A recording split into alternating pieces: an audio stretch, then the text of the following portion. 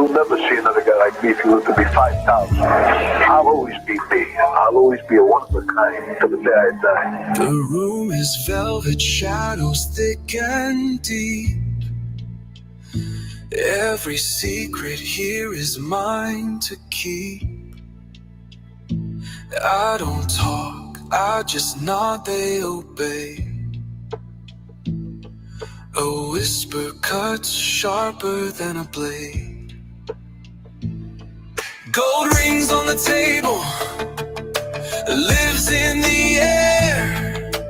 Who holds the power? The man in the chair. He who has the king's ear is king. It's not the crown, it's the voice that sings. Loyalty falls like cards in the wind. He who has the king's ear is king. Smoke curls like ghosts around the light. Deals get signed in the dead of night. I don't need a throne, don't need a name. My word alone sets the world aflame. The dice don't roll unless I say go. The tide don't turn unless I say so. The boss is the shadow, the voice in your fear. The crown don't matter, it's the king's ear. He who has the king's ear is king. It's not the crown, it's the voice that sings.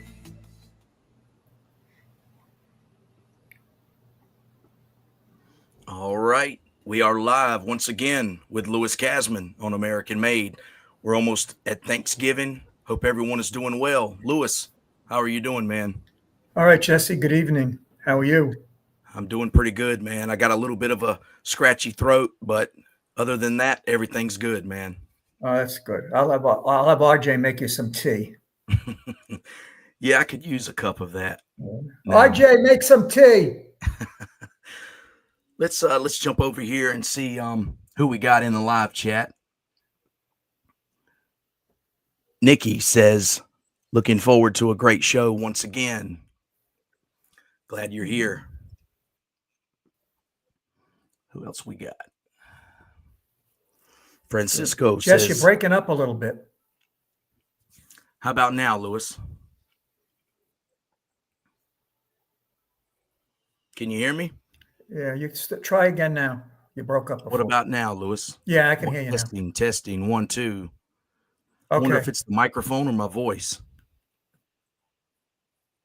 No, it's Is definitely everything the sounding microphone. okay? Yeah, now it sounds okay. All right. Everybody hearing Jesse? Here. Yeah, let us know down in the chat if you can hear us okay.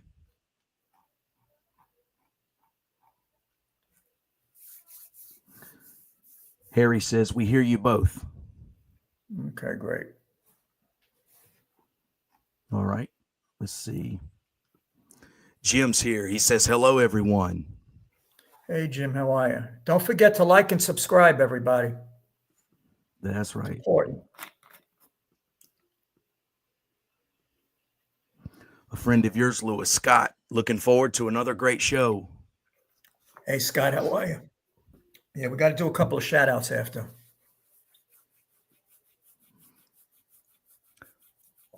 LT Colombo says, also looking forward to another classic show with Louis Kasman.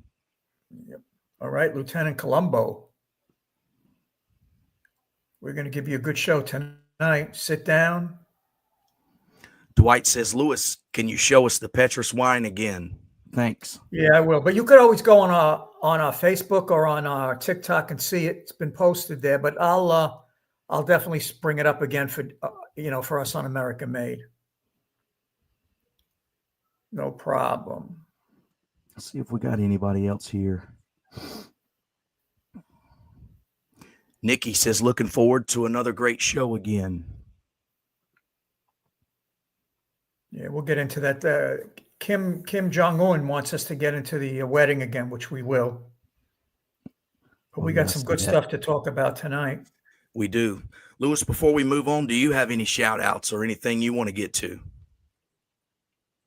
Yeah, I want to say hello to Cousin Paul. I want to say hello to Big Matt over in the Belmore gym. Big Matt Bokelman. What's up, Big Matt? Who else? Of course, Scott. Oh, reliable Scott. We can't forget him. Harry Valentini. We can't forget you. Who else? I don't know. My friend Frank and Andre and John over at the place. Always say hello to you guys. And oh, by the way, I sent Norman DuPont some commissary just to follow up on one of our shows where we were talking about helping people out during the holidays.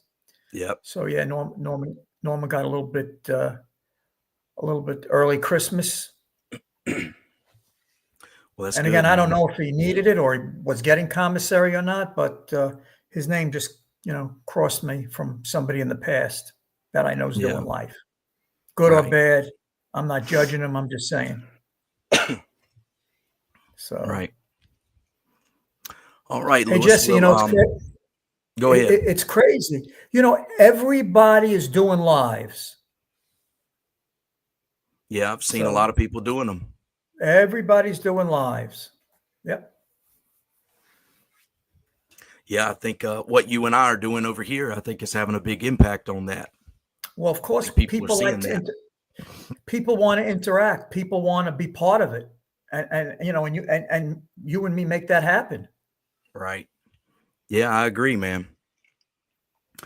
Well, Louis, like you said just a minute ago, I want to remind everyone to like and subscribe to the channel, like this video. We've already got over 100 people that's watching, so be sure to hit that like button, subscribe to the channel if you haven't done it yet.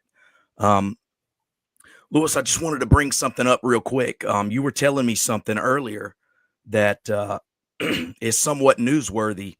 You mentioned to me that you were going to try to seek a presidential pardon. Is that right? Yeah, that's correct. I'm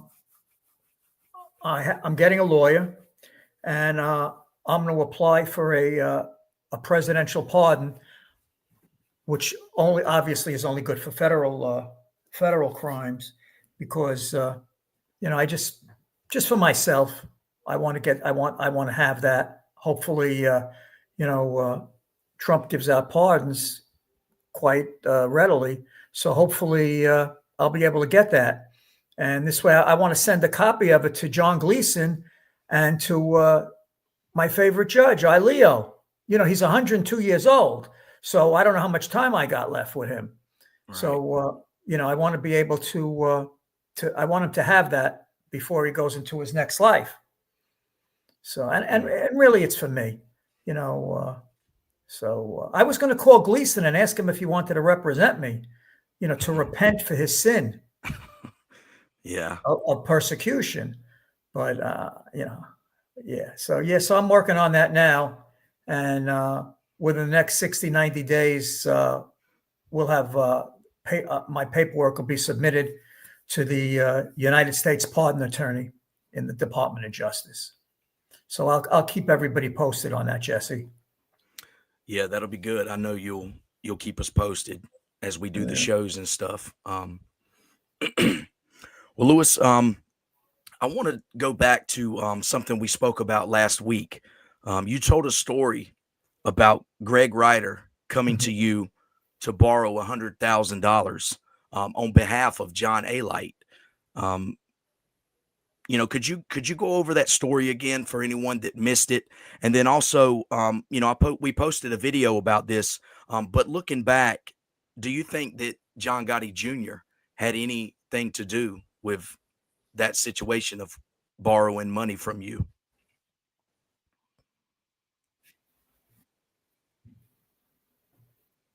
Okay. So Greg comes to me. I'm living in Lido at the time, just for the people that didn't hear that before. And thank you. My eye is much better now. Frankie D. So I tell Greg. Greg tells me Alite's put him up to it. So I tell him, all right, you guys meet me at the Raven Night on Wednesday.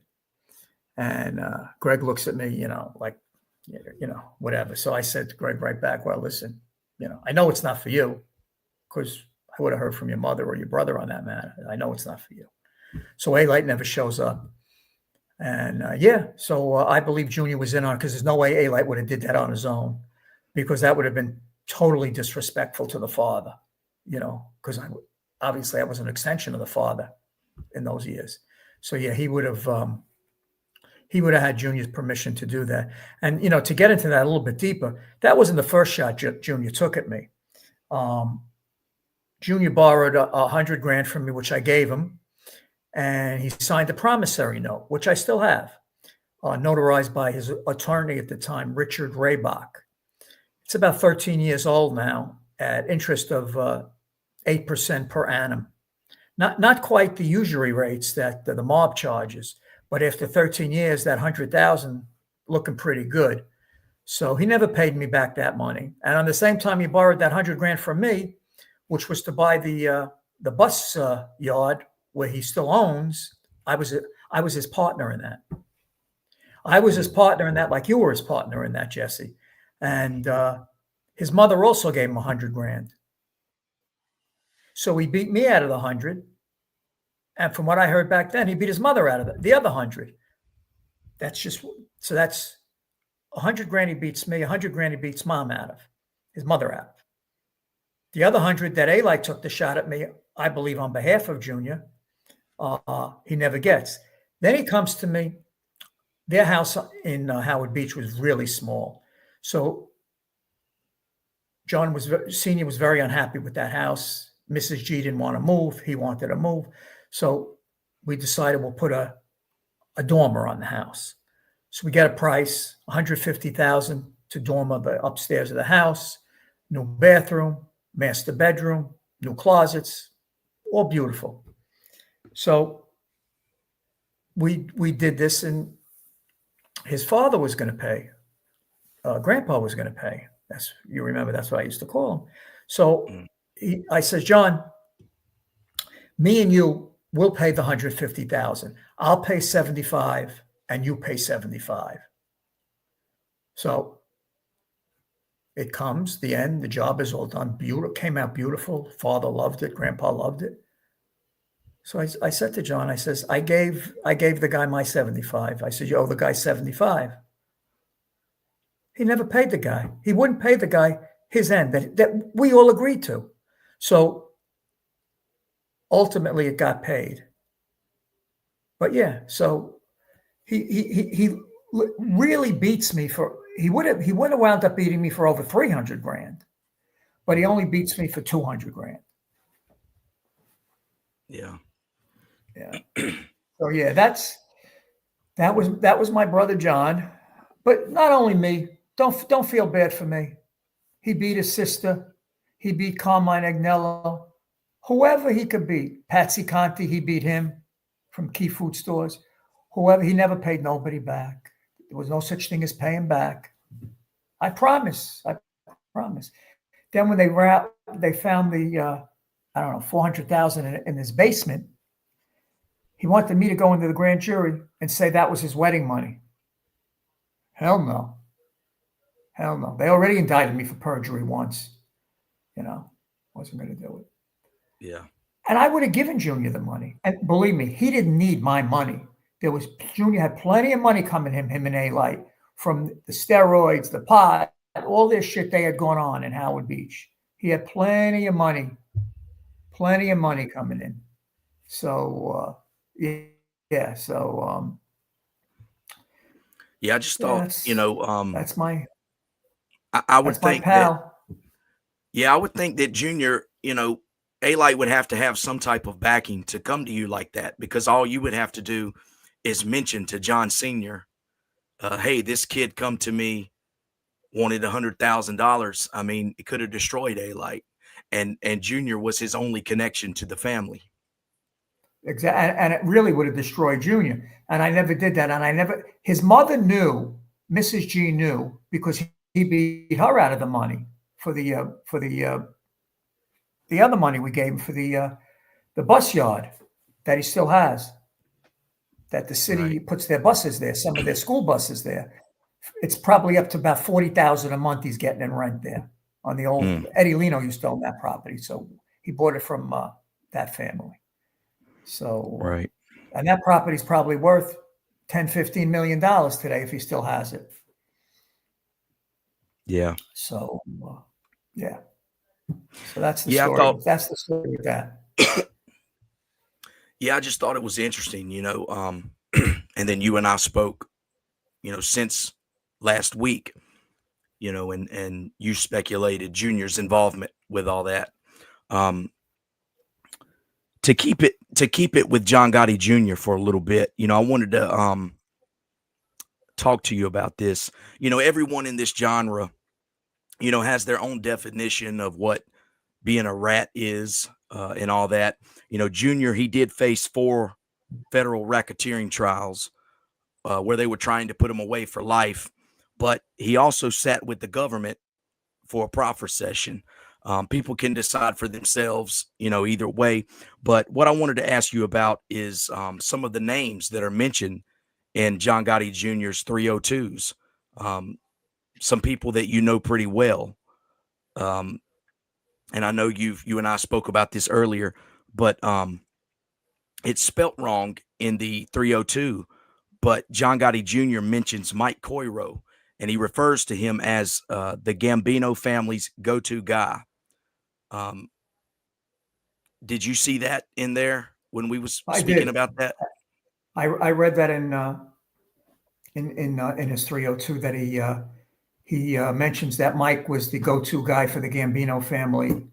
Yeah, regarding cases and what have you. Yeah, Mike was deceased when he did that proffer, but yes, he does. He does mention Mike Coiro. Yeah, and as we've mentioned, Mike Coiro is who introduces you to a lot of these guys. Angelo Ruggiero, which Junior mentions him. He mentions him multiple times throughout the 302s. What do you think that Junior was referring to when he says the Gambino family's go-to guy for Mike Coiro? I think because Jeannie used him, Angelo used him, John was using him, and of course, whoever John used and Jeannie and Angelo used, all the other associates and made guys would use. So, he was, in other words, if anybody got arrested, they would go to Mike. And if it was a multiple defendant case, then Mike would bring in other lawyers, vis-a-vis Jerry Shargell, Hoffman or Pollock, Richie Raybach out of desperation, Anthony Capitola, if it was a Nassau County or Suffolk County case, Tony Capitola. So Mike was the go-to guy. Mike was very much in demand by other attorneys and by members of the Gambino family and other families, other LCN families. But, Jimmy Burke, Johnny Koenig, and in fact, when Phil Basile gets locked up, his first stop is Mike Coiro's house when Mike was in Belmore at that time. And Phil Basile was represented by Jerry Shargell, who made that fantastic deal for him. Phil never does a day.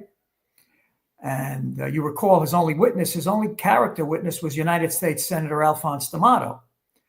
So Jerry Shargell represents Phil Basile. And so that's how that went down. And that came through Mike Coiro. Of course, Phil knew Mike, and he went to Mike after he got arrested with Henry Hill and Paul Vario. Gotcha. Mike was the big deal back in those days.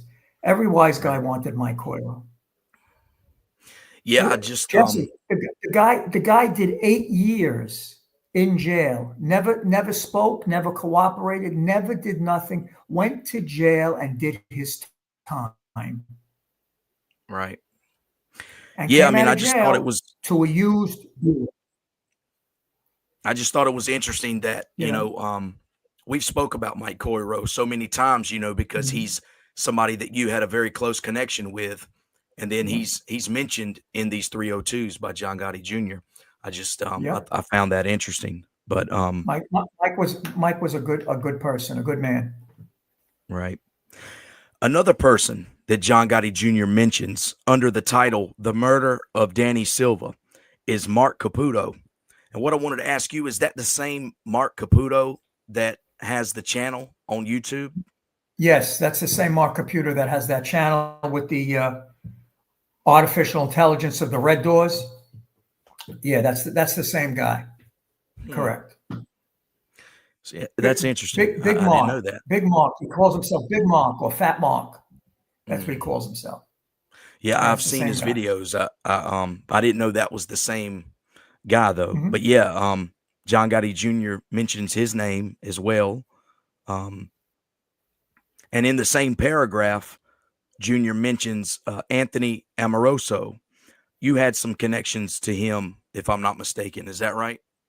Yes, Anthony. Anthony had a pretzel store in Penn Station, and the pretzel store was owned by Stephen Kaplan, not the Stephen Kaplan from Scores or that Atlanta strip joint that Scars was involved with. It's another Stephen Kaplan who had Club Boca in Boca Raton, Florida.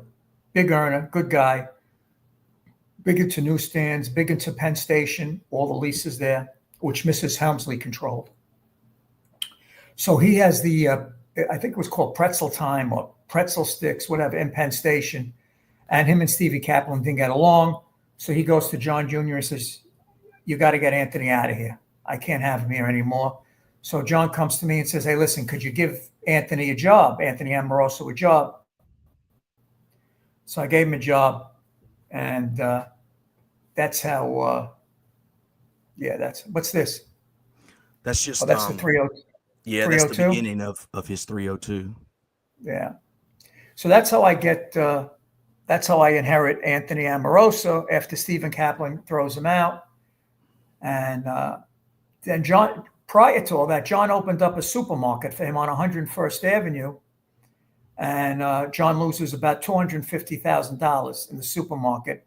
Anthony couldn't run it, and ultimately it goes bankrupt. And they owe Patsy Conte over $100,000. I doubt Patsy Conte ever got paid either. So that went bankrupt too. But Anthony was in my office. He didn't bring anything to the plate, but John liked him. He had 2 kids, and so we took him in, and everybody warned me against it. All his friends, everybody. In fact, even when John Sr. found out about it, he wasn't too happy about it.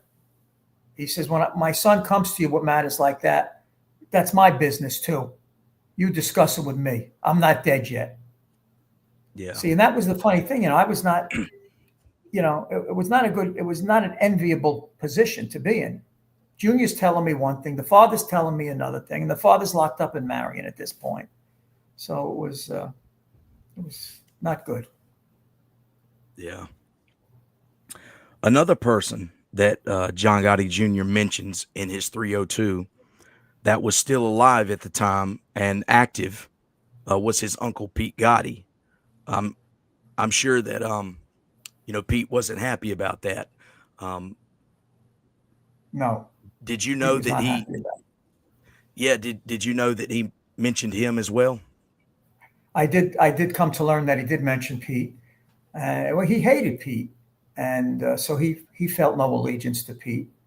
Coyro's dead. Amoroso plays no role, and he really didn't give a shit what Amoroso thought. Angelo Quack is dead, and listen, he took a shot. Okay. And that's what he did. And it backfired on him because the government leaked those 302s. Yeah. Yeah. That's what I was going to ask you, because I know Junior has mentioned before, and there was an article, I don't know if it was the Times or what, that put out an article about this. And Junior says they were trying to have him killed. So when exactly did this information come out about his 302s? I don't know the exact time, but the government, the FBI, the U.S. Attorney's Office in the Eastern and Southern District, once Junior probably told them, hey, fuck off, I'm not doing this. Then those 302s magically get released. Capisi gets a hold of them because Capisi had embedded ties in the United States Attorney's offices. So those get released, and they put Junior's life in danger by doing so. And that's when you hear Junior say, you know, they're looking to put a bullet in my head, a boo-boo in my head. And he was right. But see, that goes to show you how dirty the government plays, how dirty the FBI, how dirty Phil Scala played, how dirty Ted Otto played. They didn't care if Junior got killed. Fuck Junior. Fuck his family. He doesn't want to help us. Now let's try and get him murdered. Yeah.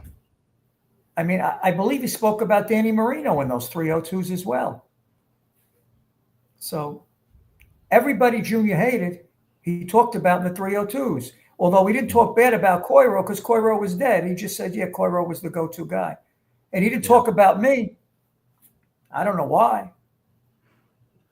Yeah. So yeah, I just like I said earlier, you know, people can make up their mind as to you know, whether they feel he's a rat or not. You know, everybody's got their own definition. The only reason I bring them up was to bring up those names. I thought they were interesting, and I knew when I read through that you had a lot of connections to these people. You know, you were very close with the Gotti family, so you know, obviously you would have connections to a lot of the people that he mentioned. And yeah, it is surprising that you're not mentioned in there anywhere. exactly. And you know, I think at the end of the day, Junior was not going to testify. I think Junior would have either went on the lam or whatever he would have done. There's no way he was going to testify. That make-believe sit-down he had with his father in Springfield, if you look at John's body language, that was all hocus pocus. John took a shot, and it backfired on him because he never thought the FBI was going to put out those 302s. And they did the wrong thing. They never should have put out those 302s. They till this day, and think about it, his uncle is home now. A lot of people are home now. Johnny Caniglia, Gene Gotti, Danny Marino still out there. You got a lot of people out there. And that, you know, he wasn't acting boss or even a boss at one point. Yeah. You know, you can't take back that action or that behavior. So I don't know what was going through his head. I think maybe some bad lawyering, that Mark Furnish and that Jeffrey Lichtman, although they're able lawyers, but I don't know, you know, what was going through his head at that time. I think the multiple cases, banging him case after case after case, he was going through a lot of money, you know, and, you know, listen, I'm not defending what he did, but I will say this, he had a lot on his plate. Yeah. You know, no excuses, but he had a lot on his plate. Yeah. You know? Well, like I said, I mean, he did go up against 4 racketeering trials, you know, where they were trying to put him away. I think even one case, you know, he was facing the death penalty. So he was. And then he had that Curtis Lewa case that he was found not guilty on. Yeah. So yeah, he had a lot on his plate. So like I said, I'm not justifying what he did, but you know. Right. Yeah, no, I just wanted to ask you about those names, some of those names on there. Louis, we've got about a little bit over 200 people watching live. So I want to remind everyone to hit the like button, subscribe to the channel. I appreciate all of you being here. Before we move on, Louis, to the comments and the questions, I wanted to ask you something. I'm going to pull it up here in just a second, but you sent me something earlier, a subpoena that you were sent. And I'll show it here in just a minute. I'll pull it up. But according to this document, you were sent a subpoena in 2005, and it tells you to bring any information about John Gotti. But allegedly, from what people say, you were already working for the government at this point. So why were they sending you a subpoena? Well, it debunks what people were saying.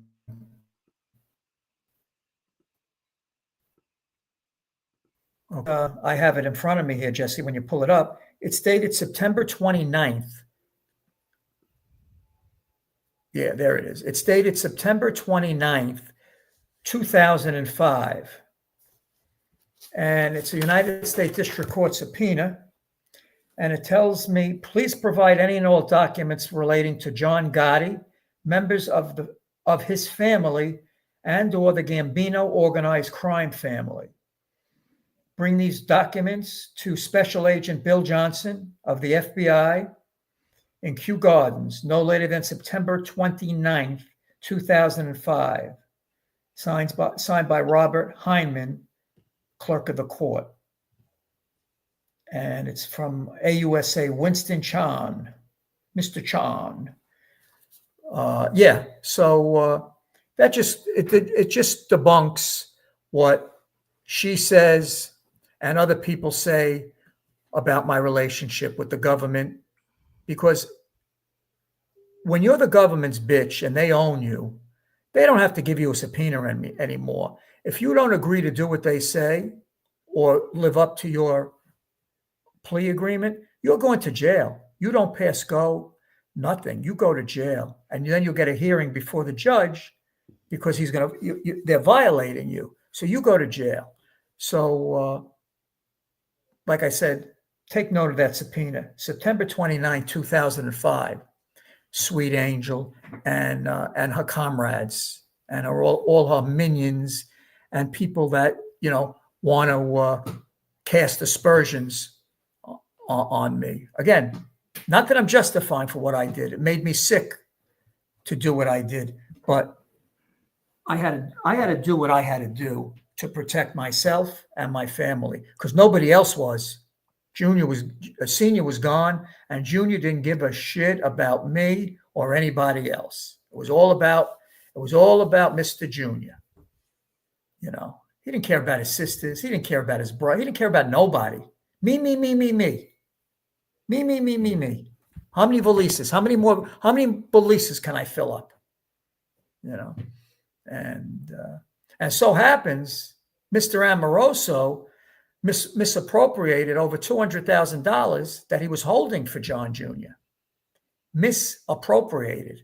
So when it came for him to return that money, there was no more money. And young Peter was furious. I'll never forget it. He says to me, I want to meet Anthony. I want to see Anthony tonight in Roslyn at the hotel. And I pleaded with Peter, you're not going to get anything if you hurt him. Let him, when your brother gets out, your brother will get his money back. Junior's been taking care of Anthony Amoroso his whole life. So there has to be a reason. John liked the kid, lost money in the supermarket, threw him out of the pizza place, and then put him over by me. He was no asset to me. But, I did it for John. And, Anthony did the best he could do. I have no beef with him. But yeah, he misappropriated over $200,000, which I'm assuming John got back because he's working as a maitre d' or somewhere, or he's got a partnership in one of Matty Sorrentino's restaurants from Mateo's or 388. So I'm sure, knowing Junior, he made sure he got that money back. And I don't blame him. That wasn't Anthony's money to use or borrow without permission. But John always had a soft spot for Mr. Amoroso. Yeah.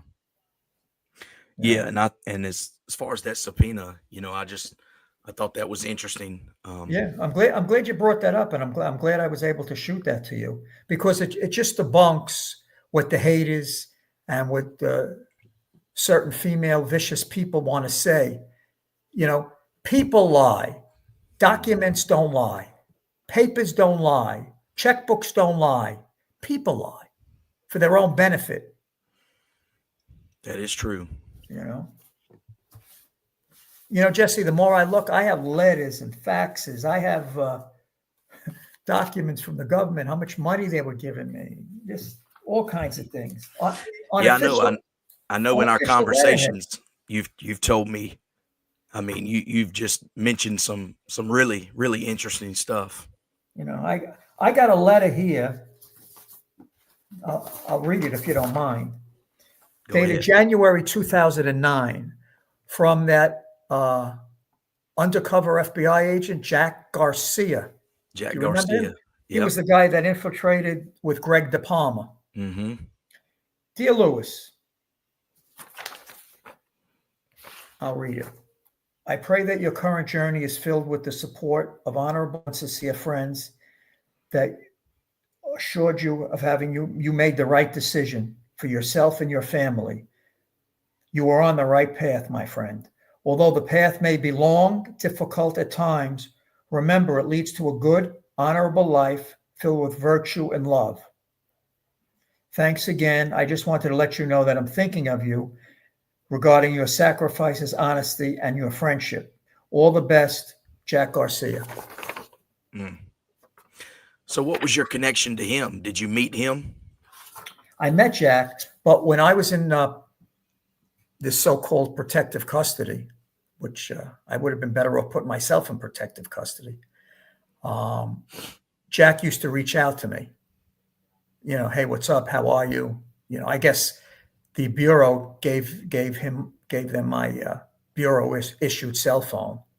So when I talk on that cell phone, they could listen, and they wanted to hear what my interaction was with Jack Garcia. You know, so yeah, so Jack would reach out every couple of weeks, say hello, what's up? Because Jack didn't live far from where I was at, although we never rendezvoused there. So yeah, so that's that's Jack, interesting. Yeah, Jack Falcone. Jack Falcone, the famous undercover FBI agent that the FBI screwed.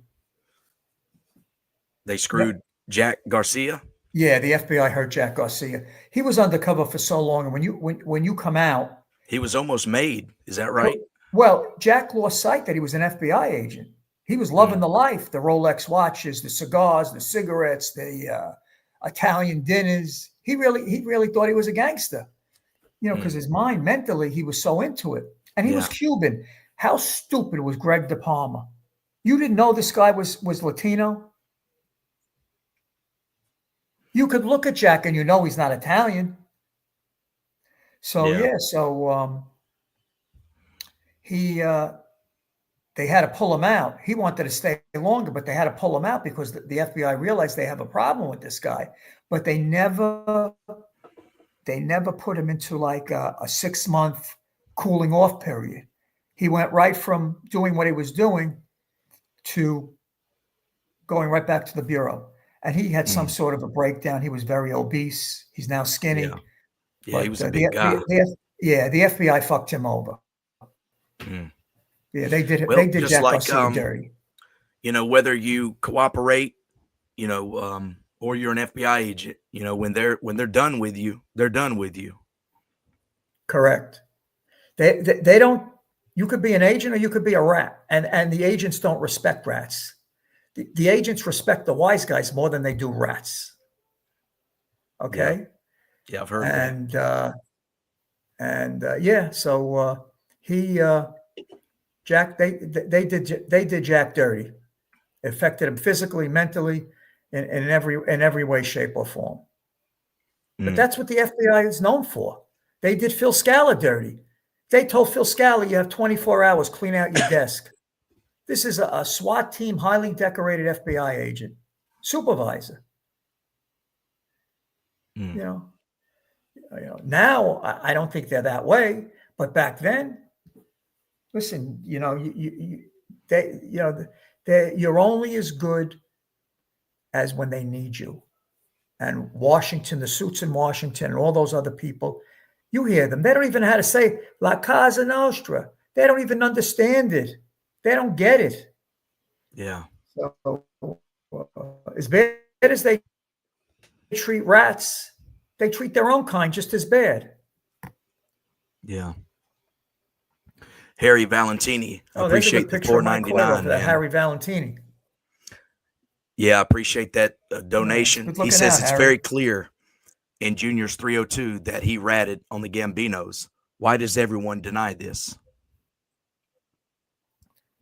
Well, only the only people that truly deny it, intelligent people, can't deny it. Again, I don't deny it. I don't know to what extent what he did. You know, people say once you profit, you're a rat. You know, I think you got to walk in his shoes to understand what was going on in his life at that time. But yeah, here's Kaz with $10. Thank you. Yeah, Actually, thank Jesse you for that. thanks you. I appreciate Yeah, that's that. nice. So yeah, so you know, Yeah, that was an interesting again, letter I'm not. from Jack. Yeah, and you know, Jesse, I don't want anyone to think I'm not sticking up for John Jr. what he did. All I'm saying is walk in his shoes before you judge. Walk in my shoes before you judge. Okay. So. Yeah.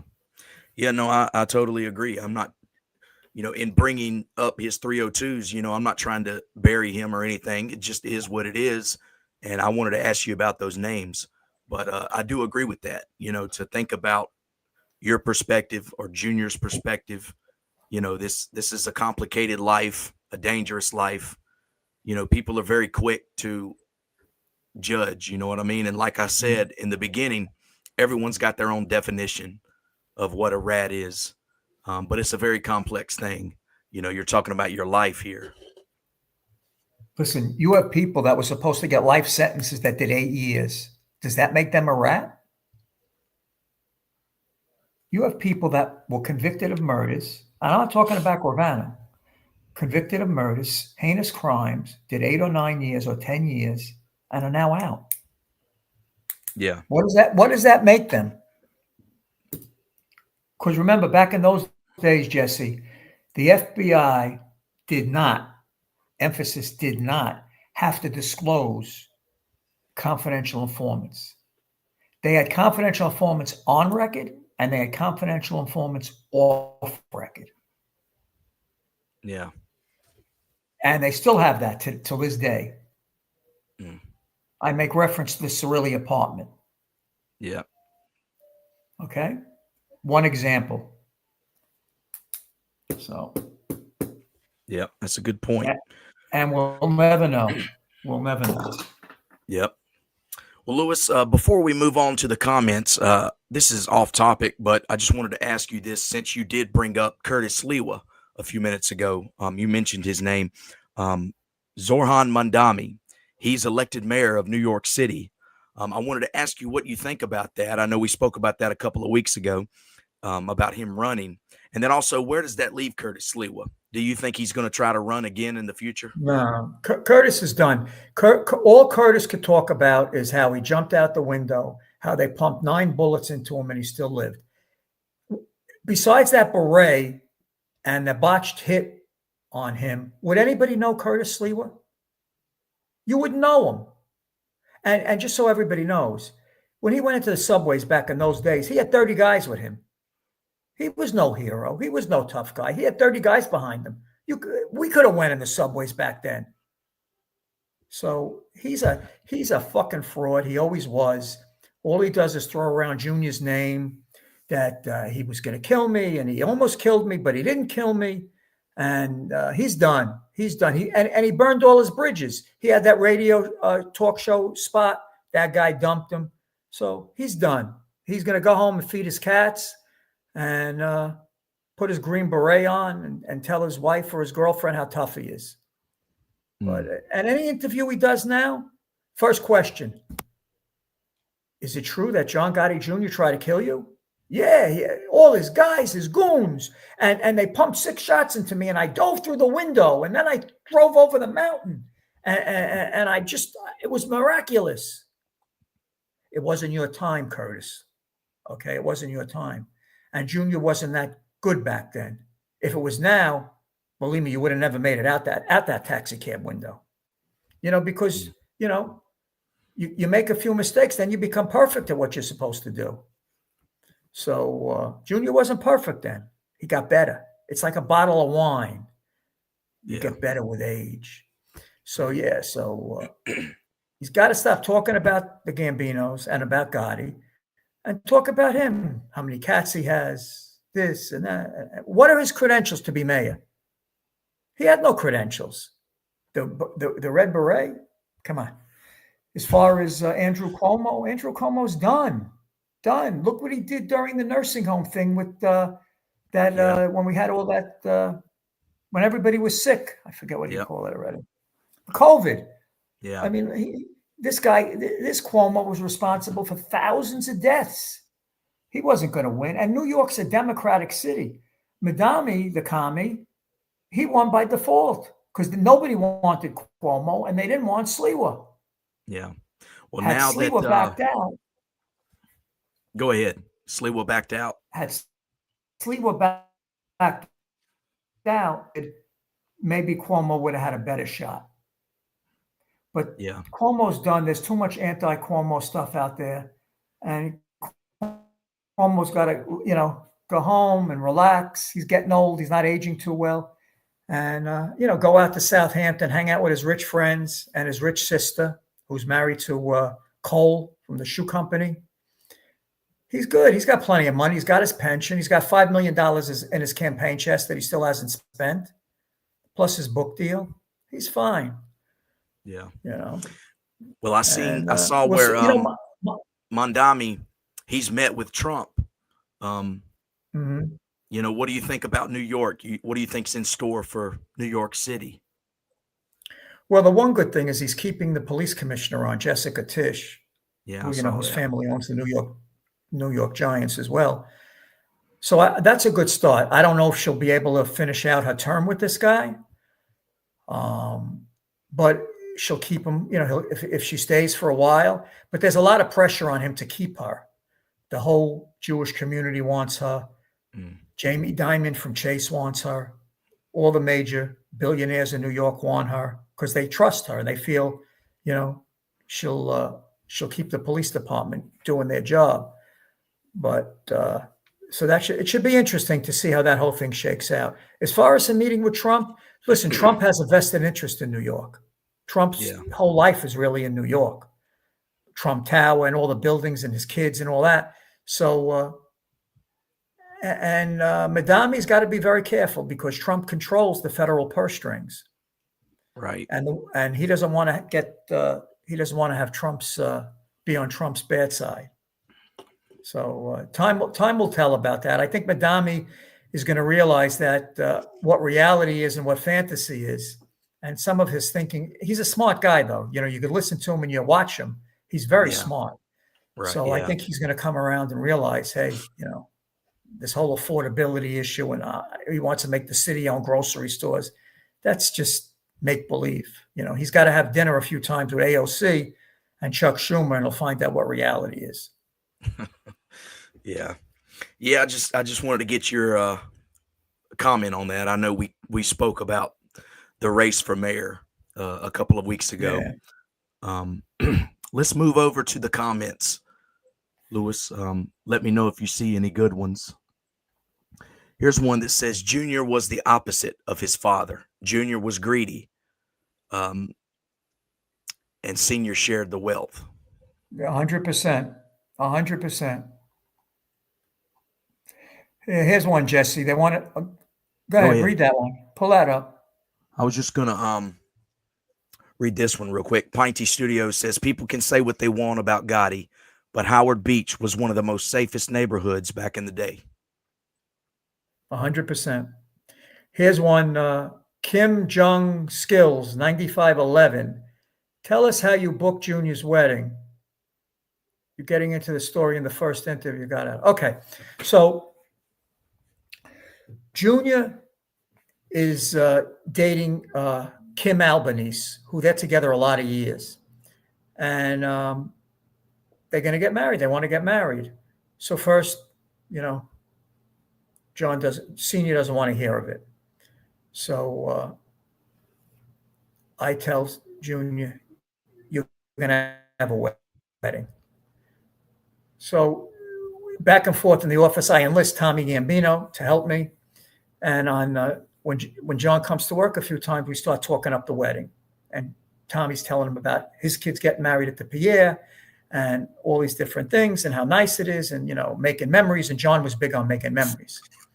So finally, John's convinced and he says, all right, Louis, we're going to do the wedding. You take charge of it. You do the whole wedding. I said, but I'm going to involve Tommy with me because I wanted Tommy in on it with me. And Tommy was knowledgeable. He made several hotel weddings in New York City. So I start shopping the wedding, and it was maybe about 8 months before. People book weddings 2 years in advance. So I go to every major venue, the Pierre, this, that. And I don't go in and say who the wedding's for. Tommy makes a few appointments with his contacts. We had the Pierre. We had some of the premier venues, but the rooms were not big enough. So Mrs. Helmsley says, I hear you're looking for a venue for John's son's wedding. She says, why didn't you come to me? I said, Mrs. H, I didn't think that this venue is big enough. She says, we have 2 floors. So that's how I get to the Helmsley Palace through we have the wedding on 2 floors, over 500 people approximately.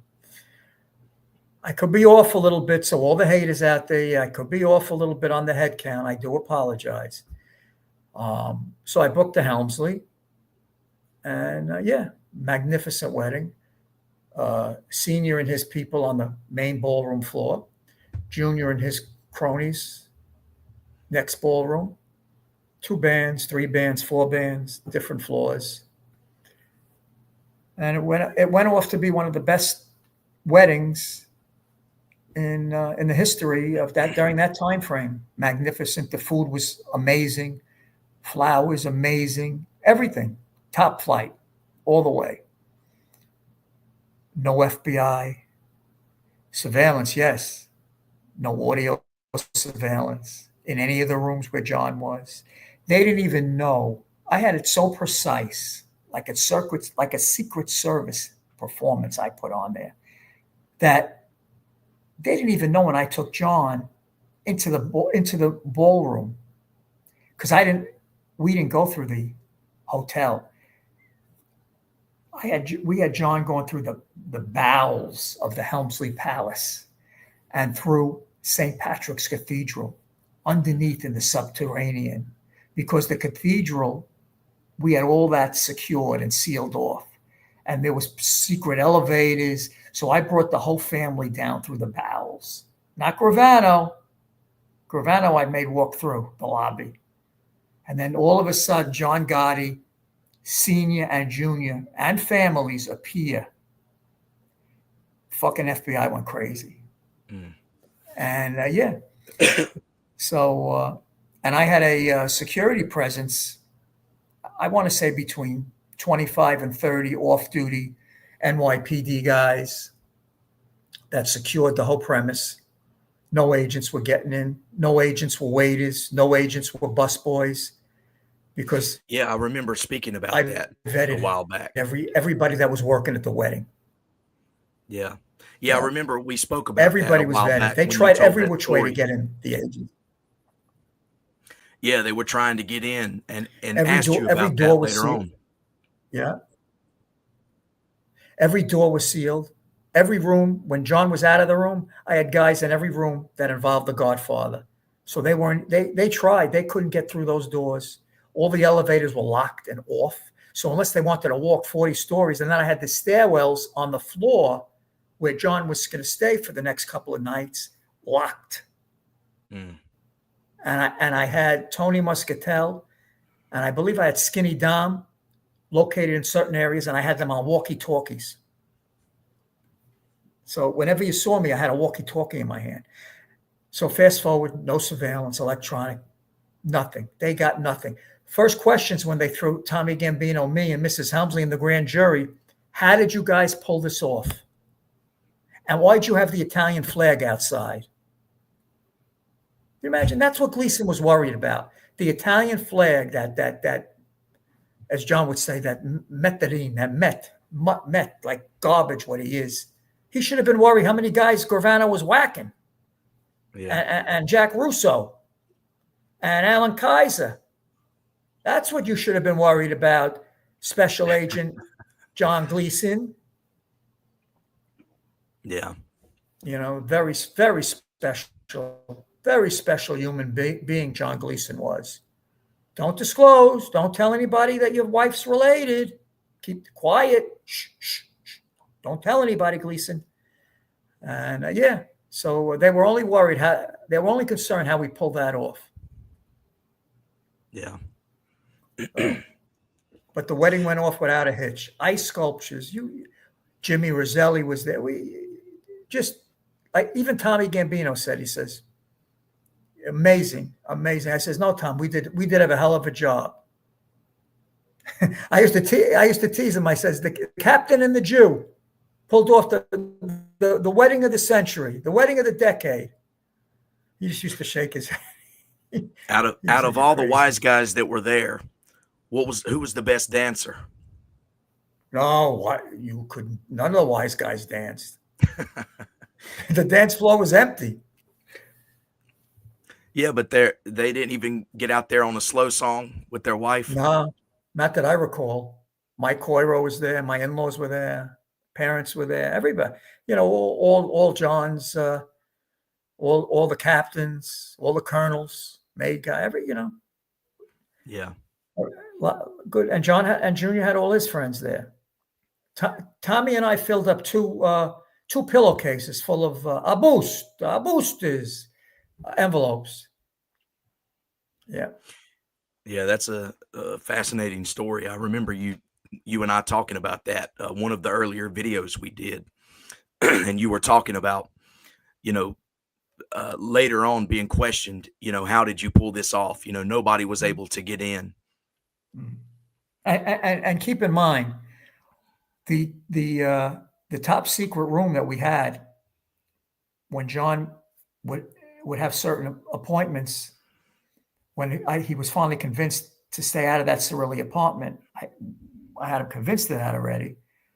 No electronic surveillance. Only me and Jojo Carrazzo and John knew about that apartment, except for anybody else that was coming to meet him.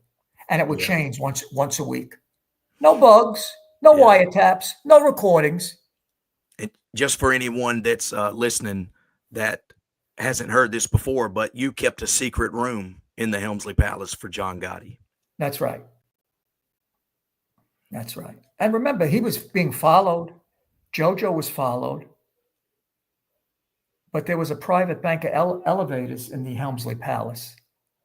So I would have the lock on that elevator. It was key controlled.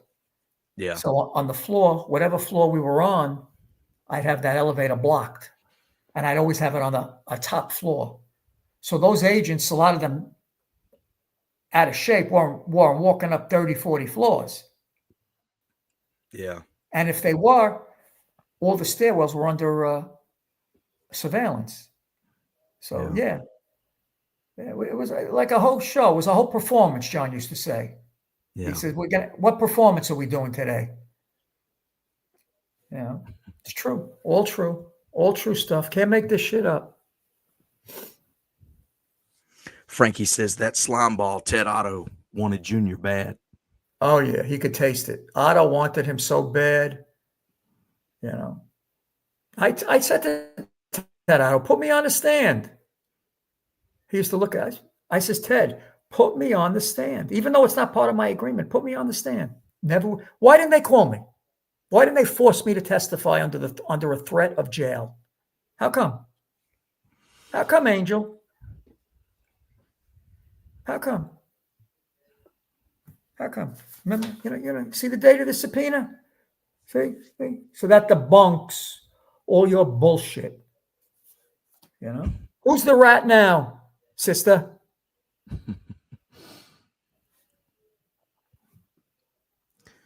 TNOT 2829 says, if someone is facing life or rat to get out of jail, who's not going to take the get out of jail card? Listen. Some people look at it that way. I don't know. Everybody says that Junior was forced into the life. Junior loved the life. Junior loved the money. Junior loved the power. Junior drove his father crazy to be made, to be a cat, to get promoted. Okay. I know. I was there. So, and back then it was nepotism at its best because Frankie Lowe's kid, everybody was making their kids because everybody was facing big jail time and nobody wanted to give up the shekels. Right.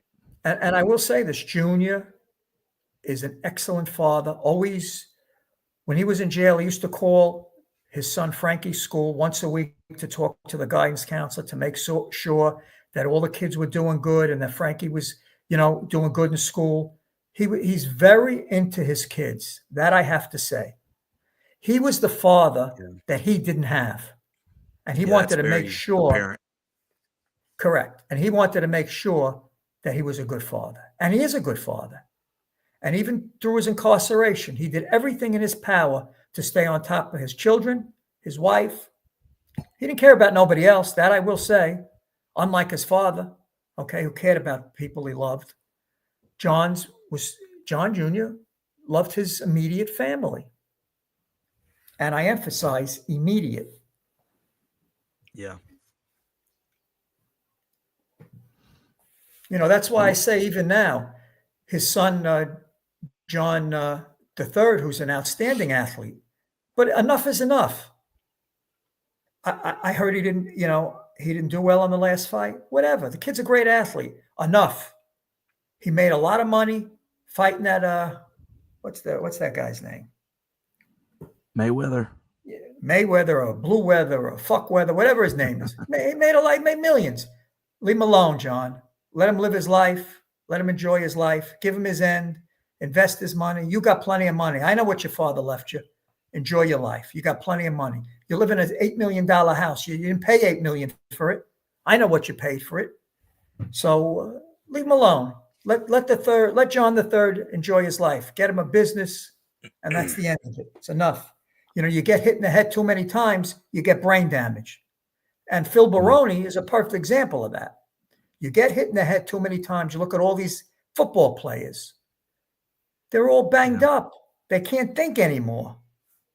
And your father would put an end to it, 1, 2, 3. He wouldn't want his grandson fighting anymore.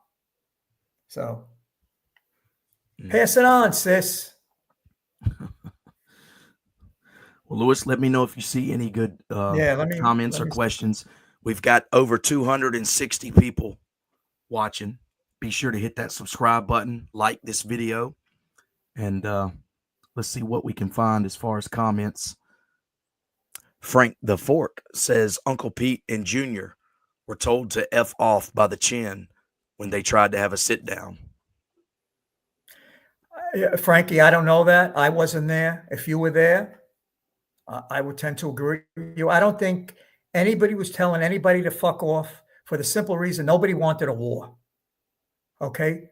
Chin was making millions of dollars. He wasn't looking. Listen, did he ever kill John Sr.? All these guys were killing him. Gas pipe, everybody was killing him. Nobody killed him. He died of head, neck, and throat cancer. So I bring you back to all that. I don't know whether that's true. I know there was no love lost, that I will say. But I don't know whether that. Everybody had to meet, to get along. You had to go along to get along. Because it's all, at the end of the day, it's all about the money. How's the kids? Yeah, how's the kids? Fuck the kids. Bring me the envelope. Hey, Big Jim from Scranton. What's up, man? This question says, Louis, do the Gambinos have any interest in Cracker Barrel? Not that I know of. I know they have an interest in Dial Poultry and Purdue Chicken, but I don't know about Cracker Barrel. I know you've talked about this before. It's up to you if you want to get into it. Louis, can you talk about Joe Caridi of the Lucchese family? Did he really muscle you out of the Hudson and McCoy fish house? If so, was it violently? Okay, Ryan Brown, be my pleasure to respond to that question. And thank you. Everybody knows my history with the Basiles, Phil Basile, the nightclub in Personov of Long Island. Manager of Vanilla Fudge, Fleetwood Mac, Phil Basile. So Phil passes away, and I was always involved with Phil. I was on record. John knew. Vario knew. Tony Ducks Corallo knew. Everybody knew. So what happens is we open up a restaurant called Hudson and McCoy. Now, Phil Basile owes me a lot of money, in the 7 figures, a lot of money. So we open up a restaurant. They're liquidating their assets, and they're paying me back little by little. No interest, by the way. He was my friend. And we open up this restaurant, Hudson McCoy. And I bring Pete in as a partner. Not for any reason, because Senior was my partner. But Pete was around, and I figured, let me just do it. We'll have Pete there as a man, as a partner with me. Because I needed Pete to keep that Joe C away. Those Lucchese's were breathing down their neck. But as long as they owed me money, they stayed away. So what happens is Roger Basile on the down low is an off the books confidential informant for the government on the down low. But Roger and I don't get along, and Roger doesn't like his brother. So Roger reaches out through this guy, Chubby Guarino, Phil's childhood friend, who's an associate of the Lucchese family, worked for Phil his whole life. And Phil comes to me and says, listen, the kids are reaching this Roger. He's a no good piece of shit, this and that. And Phil used to tell me this kid's a piece of shit. Everybody knew he was a piece of shit, a degenerate, a pervert, so on and so forth. So they reach out to Joe C, and Joe C comes to me and says, is your debt paid with them yet? I said, soon. He says, all right, let me know when it's paid. He says, because, they're on record with us. I said, I know who they're on record with, Joe. And Tony Green comes to me. He's not a Lucchese. He's a Colombo guy. He says, Louis, I just want to give you a heads up. He said, I like you. You're a good kid. He says, and I love John. He says, those Lucchese's are looking to make a move with these Basiles. That's what Tony Green tells me. So I tell Pete what's going on. Fuck them. Don't you worry about it. Now, Sal Scala, captain around Pete, we were friendly. He lived out in Huntington. So he says to me, meet me at Walt Whitman Mall. He said, I want to talk to you about a couple of things. Now, I was partners with Larry Tortorisi, who owned Long Island Saloon on Long Island. And Larry was also around the Varios, but not for years. So we claimed him. And John and I had a piece of Long Island Saloon in Huntington. And so to get back to that, so finally, Sal says to me, I meet him at Walt Whitman, and he says, Louis, he says, I know you haven't shit with that Joe C and those sideburns. He says, they're 2 garbage pails. He says, Pete has problems with them in the city, and we have problems with them in this topless place on Long Island. He says, I meet once a week. Nothing gets accomplished, and they walk all over Pete. He said, I'm just letting you know, don't think that Pete is going to help. He's not going to help. He can't help. They don't give a shit about Pete. So now I don't know this at the time, but Pete's sitting in Emil's apartment, who's an associate around Jojo Carrazzo in Freeport, seeing how much business I'm doing. And I'm only giving Pete $500 a month just for nothing, just because he's Pete. Because I'm still taking that money, whatever I'm taking out of that place. John's getting his end. So Pete had no right to that money, but I did it just to do it. And I get a message from Junior, you never should do it. You shouldn't be in business with my uncle. He's no fucking good. He's a piece of shit. He's a piece of shit, on and on. Meanwhile, Junior's in Raybrook, and I'm dealing with Pete every day. So Pete says to me, I want you to meet with the Lucchese's. He said, we're going to go. He said, me and you are going to go. He said, because that Roger Basile's putting the beef up. All right, no problem. He says, oh, by the way, you owed any money? I says, not owed a lot, but I'm still owed some money. He said, all right. Then the day comes for the sit down in the Holiday Inn at Kennedy Airport, and Pete sends Richie, Pee-Pee Brain. And we go to the meeting, and Richie's in another room, hugging and kissing with sideburns and this other clown from the Lucchese family. And I knock on the door. I said, Richie, what are we going to do? What's going on here?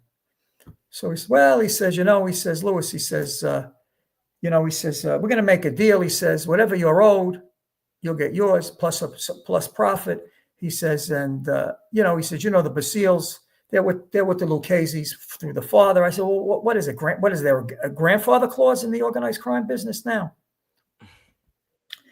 So long and short of the story, I knew Pete sold me out. I turned to Richie in front of Sideburn. Let me ask you something. You know him with your brother, right? Your brother's still the boss of this family. Richie, you don't know what to say. I just want you to know, and I want these other fine gentlemen to know. John Gotti's still alive and kicking. So I meet with Pete after that. Yeah, I said, Pete, how do you know what happened? You didn't see your brother yet.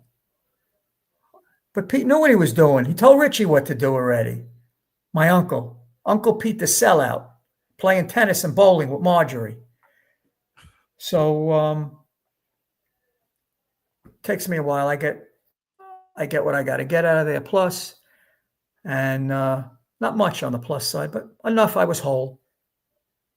And so yeah, I walk away. We're done.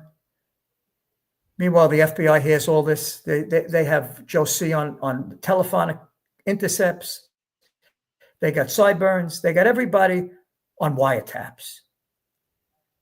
Can you imagine? They're talking on wiretaps. If that kid comes around, don't be nice to him. Just whatever. Fast forward a year later, after Joe C is bleeding them for $15,000 a week. That's $60,000 a month. Mm. That's what he's raping the Basiles, raping them. I said to Pete, I says, are you still sitting on the balcony? He says, well, you weren't giving me that kind of money.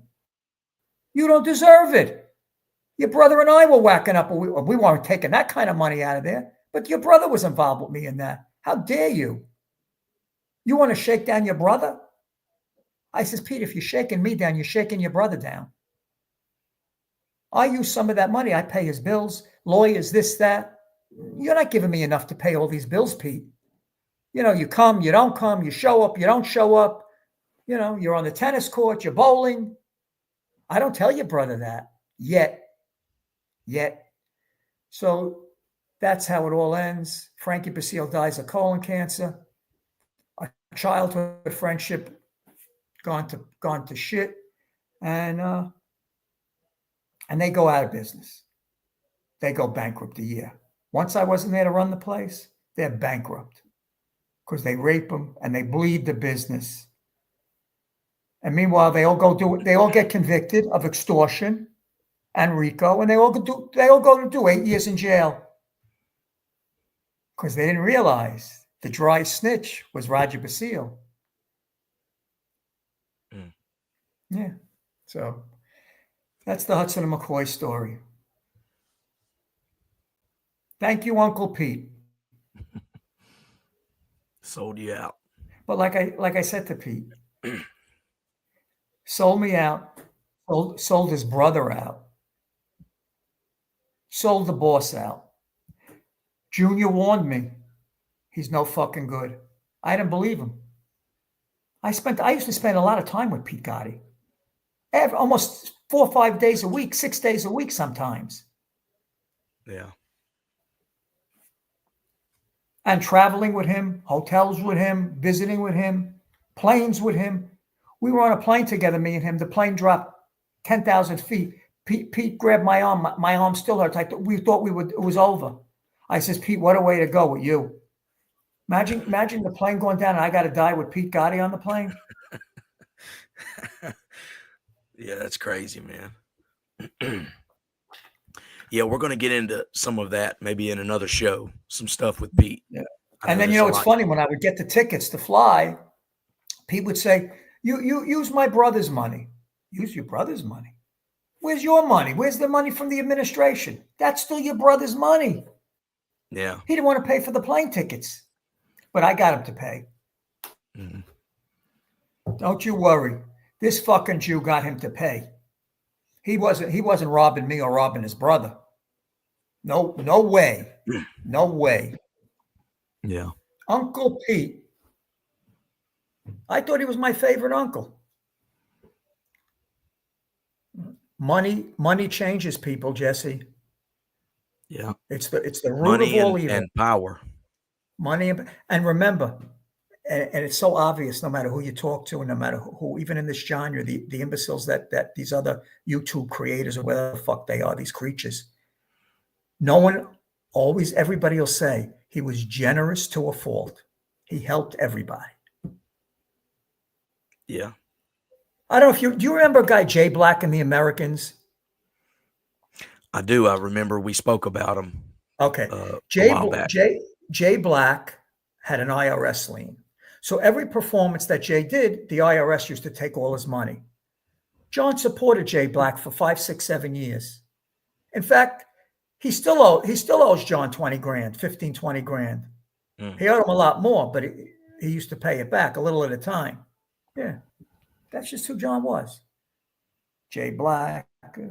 There were 5 Jay Blacks that he would help. Mm. Yeah, I know we've discussed John's generosity to the neighborhood, to different people. I used to. Okay, go ahead. Go ahead, Louis. That's a good one, Jesse. Read that one. CJ says, my personal opinion, I think Junior was trying to outsmart the government. If he wanted to rat, he could have had a sweetheart deal. You're wrong. You're so wrong. He wasn't trying to outsmart the government. He thought that the government was going to tip their hand because when they heard, or whoever set that meeting up, that Junior was coming in, they were as excited. They fell on their face with that, okay? Because you're not outsmarting the government, and you aren't outsmarting Junior. So I don't agree. I don't agree with that because remember, if Junior ever would have went in, that means the whole family would have to go in. His wife, his kids, Angel. You're talking about the whole family. Junior would still be testifying. Yeah. You think Mikey Scars testified against 80 people and did damage? Junior would still be doing a dog and pony show. There's no way. There's no way. Because Phil Scala said to me one day, I'll never forget it. He says, what's your opinion? It's never going to happen. So he says, and if it did, I says, go get 5 luxury buses. That's how many people you'd have to put in the witness security program. Never going to happen. Never, ever going to happen. Junior was never going to testify, ever. And I believe if it would have came down to that, Junior would have offed himself first or went on the lam. Never would have happened.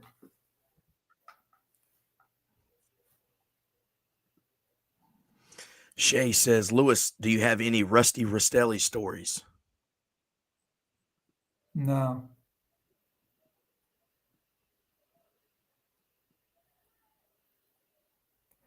Yeah. Hey, big man, where's Tim Pale? I don't know. I hope he's okay. I hope he's not sick or anything.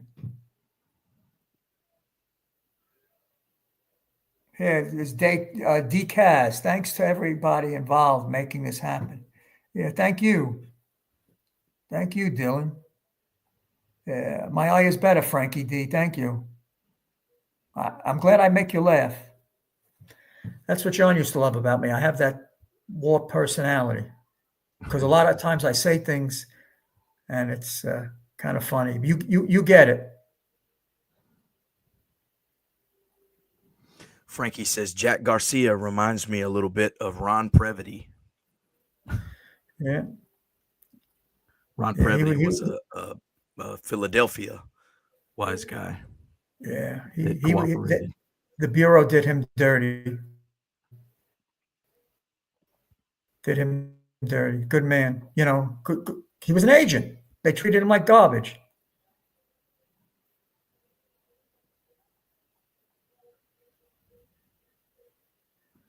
When's Lewis going to be on Joe Barone again? Not in the future. I'm here with Jesse on American Made. Henry says Gravano planted the bug on the Make sure cerulean you guys partner. like and subscribe. Come on, put your own genre. You might be right.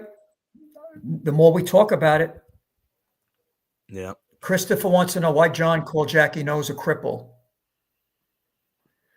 Because Jackie wasn't a big earner, because he was busy babysitting for John all the time. Jackie was loyal to the end.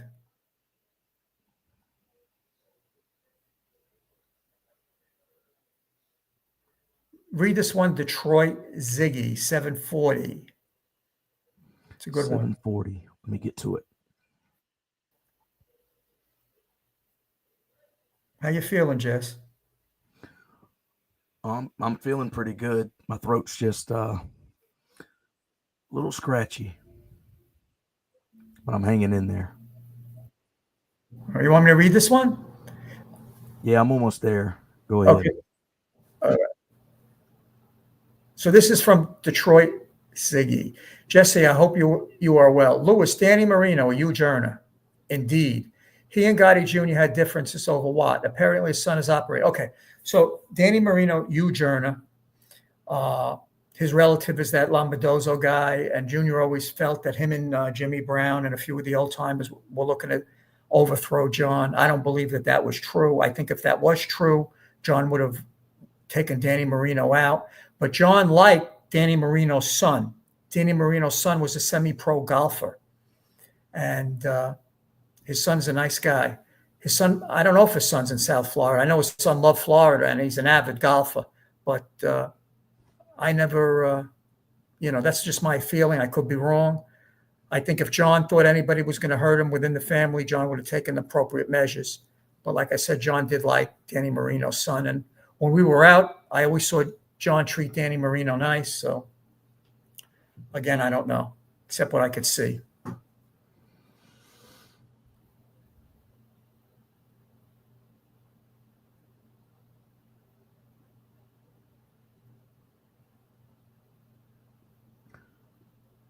Francisco says, good show, guys. And most important, respectful.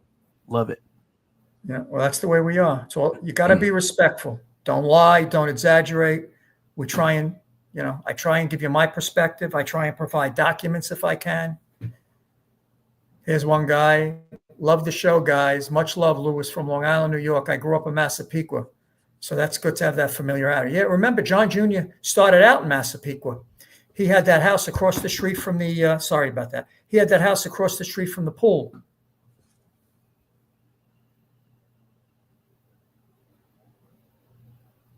Francisco's in the house. Is that from 52 Topics? Yeah, that was a good show. I like the kid Brett, and I like Frankie Fiolino. They're good guys. Oh, here, D-Kaz, hands down, this is the #1 live show. Well, thank you. Jesse does a good job. Well, Lewis brings the stories that, nobody's ever heard before. And like I always say, Lewis, we build on the last show, and people over time get to see, that you're bringing the receipts, as they say. Yeah, but you put it together. You got to do you have my voice, but you put everything else together. So shout out to everybody. It's a team effort here. Yeah, and Lewis, we couldn't do it without everyone watching, and I'm sure you've seen we've got over 300 people watching. Yeah, we're going to get to everybody as much as we can, believe me, and I'm glad there's so many people here. I appreciate it. We love you guys. Hit the like button, subscribe. If you want to give a couple of bucks, it's appreciated. It helps the channel grow. Not necessary. It's your choice. Yeah, the prison letters are good stuff, and that's just the tip of the iceberg. A little at a time. We got to keep you guys coming back for more.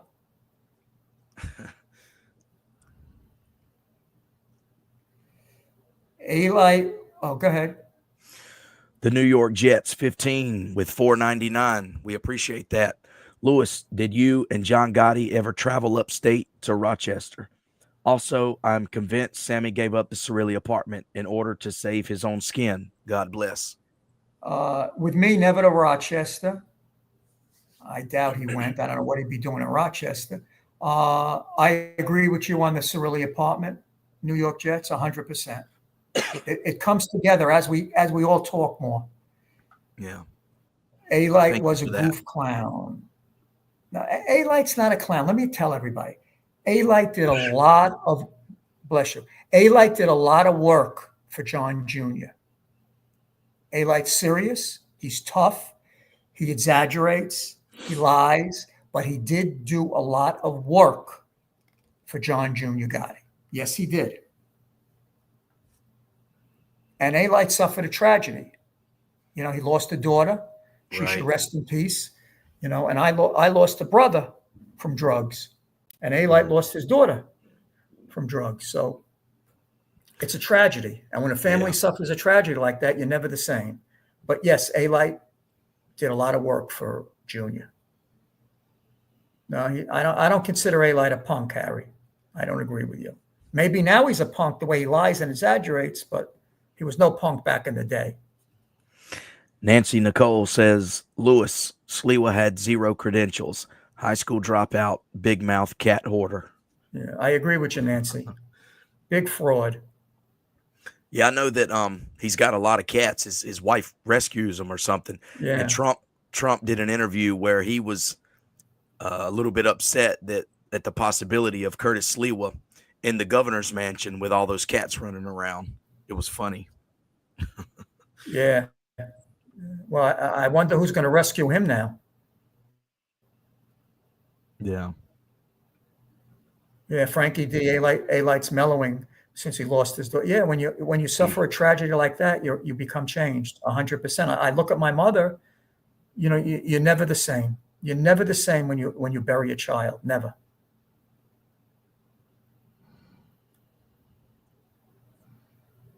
What do you say about Alite's notoriety? Go ahead, brother. And I was just going to ask you. This comment says we got to get Lewis and Michael Franzese together, sipping some wine and sharing stories. Yeah, we could do that as long as Jesse's there. Could all sip some wine. Alite notoriety is being friends with Junior, 100%, and it ends there, 100%. Yeah, and that goes back to the story we were talking about a little while ago, where Alite comes to you. He had to have that backing from Junior because that's his connection to the Gambino family. Exactly. But what does it say about Junior, my adopted brother? What does it say? He didn't have to take a shot at me for money.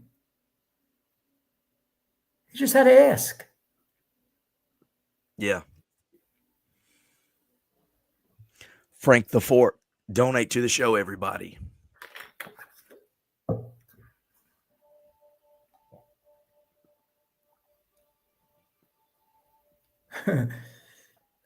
Oh my God. Yes. Lewis, I heard John is a big gambler. Did he have any big wins? Not in my lifetime. We were up, but we always owed.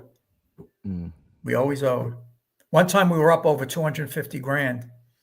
I said to Jackie, I said, we're up. Relax. He says, don't count your chickens. Monday we owed 50 grand. Talk about that flip, Jesse. Do what now, Lewis?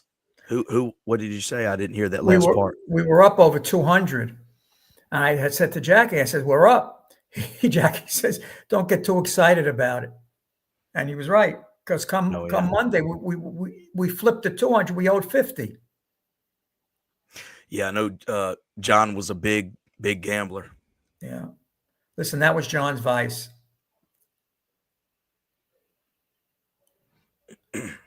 Harry Valentini here. You see this? Pete Gotti ripped Lewis off at John's funeral. Harry, or whoever you are, let me explain to you what happened at the funeral. Pete's incarcerated already. So Pete gives Pee-Pee Brain, also known as Richie Gotti, his brother, $50K. And he says to me, I'm on the visit. He says, Lewis, if and when my brother passes, Richie's got $50K for the funeral. So everybody knows what happened. The funeral came and went. Richie kept the money, stole the money, refused to give it to me, and I paid for the funeral. And in fact, Jesse has the canceled checks. I provided the canceled checks, and that was fine. I delivered the eulogy. I brought him home with Peter. Not a problem. But Richie kept that money, stole the money for his own brother's funeral. Richie Gotti, pee-pee brain. That's a good brother. No, that's a fucking lowlife. That's what you are, a fucking lowlife, to steal that money. And not only steal that money, he stole Jeannie's money. He used to steal some of Jeannie's money too. He's just a piece of shit. John never could stand him either. Yeah, I know we have spoke about that, and you sent me, that check that we've included on videos, so people can go back and find that. Richie used to have a club around the block from the Bergen, and so one day John wasn't there, and I don't know, Junior or somebody was there, so I went around the block, kill some time. So when John came back, he said to Fat Bob, he says, "Where's Lewis?" He says, "Oh, he went around the block." He went around the block. Go get him. I come back. He said, "What were you doing around the block?" I said, "Well, you weren't here. I went, I figured maybe John was there. Or I don't want you at that fucking club ever." He said, "With that piece of shit brother of mine, don't ever go to that club." Yeah. I get so fucking mad. You imagine you steal your brother's funeral money? No.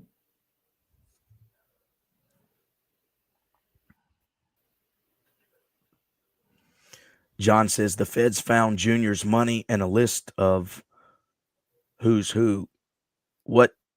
That's where the dumb fella came from. Yeah, that's right, Johnny Gary. That's where it came from. He had a list in an apartment he had on 101st Avenue with $300 some odd thousand. That wasn't from the wedding. He said it was from the wedding. Maybe it was from the wedding. Who knows? He had money coming in from all over. And so, yeah, and he had a list. Who's made, who's not getting made. His father went crazy over that. That's where they came up with the name Dumb Fella. But it just goes to show you what I was saying. Junior was just overwhelmed.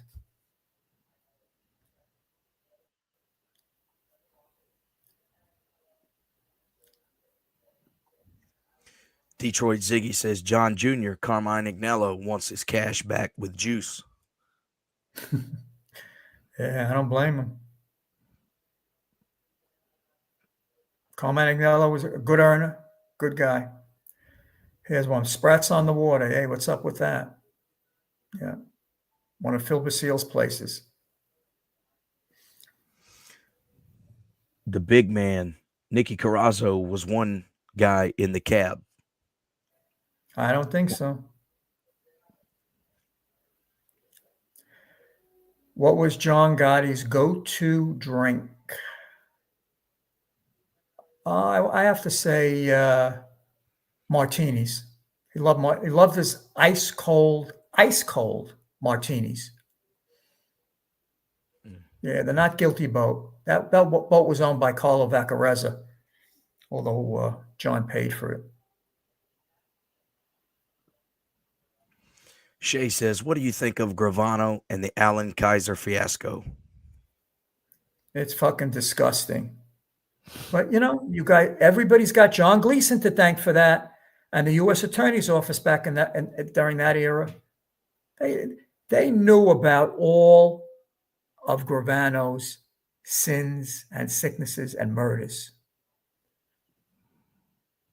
Yeah, Harry says, I knew Mike Coiro. He was a man's man. He did 8 years and never cooperated. 100%, Harry. There was only one Mike Coiro. And remember, he came home to a used Buick. And if not for JoJo, he wouldn't have gotten that Buick. If Jeannie was home, he would have came home to a Cadillac. Although I have to say, John was taking care of his wife while Mike was in jail. Did John ever beat up his barber? Keep that up. Did John ever beat up his barber? He slapped him around. In regards to I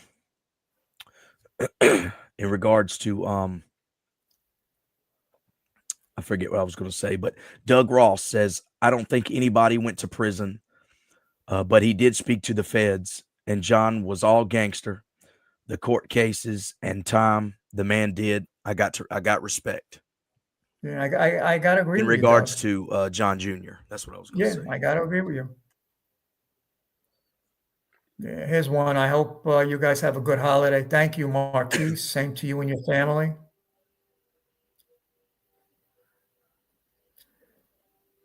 Did I ever get hassled by Ted Otto? No, not really.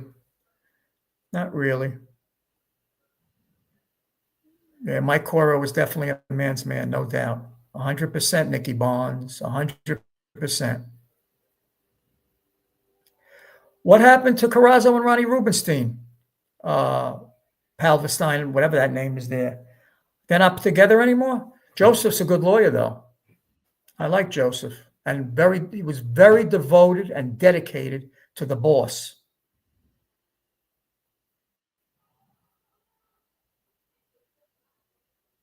Pinty, you knew Coiro, right? I did. Frankie D, I don't like Ravano. Neither do I.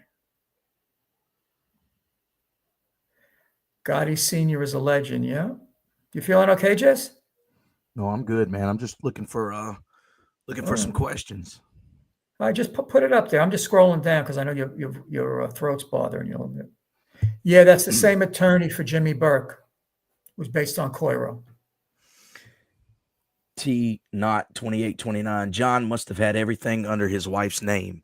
He left his family with lots of money. Didn't matter who. The government knew everything. They probably didn't know about the cash and things like that. But John lived a very, John didn't live in mansions. He didn't have any of that stuff. He wanted to have a nice house, but Mrs. Gotti was just happy and content the way she was living. She liked her lifestyle. She liked going up to the avenue. That was how she lived. Very low-key, not ostentatious at all.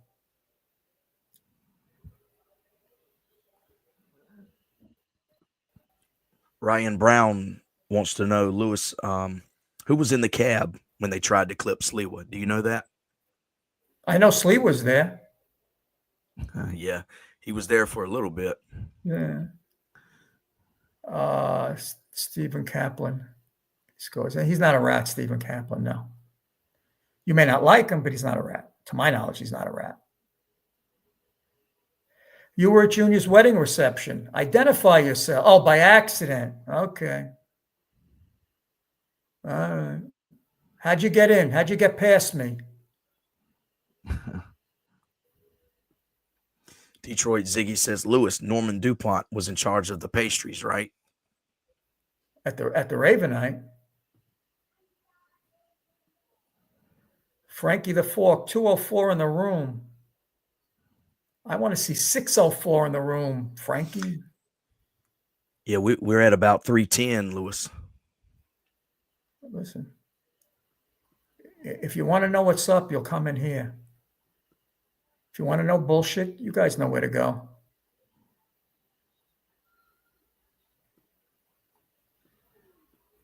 Yeah, Hudson and McCoy had great food.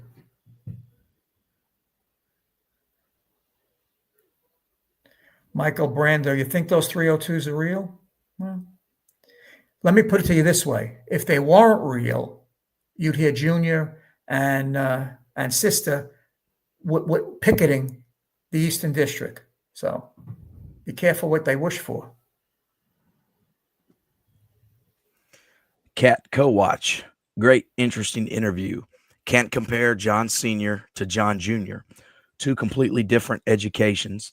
This thing got diluted after the John Sr. generation. They don't come like John Sr. anymore. Right, Lewis? Correct. You're 100% Catgo. There'll never be another John. Never.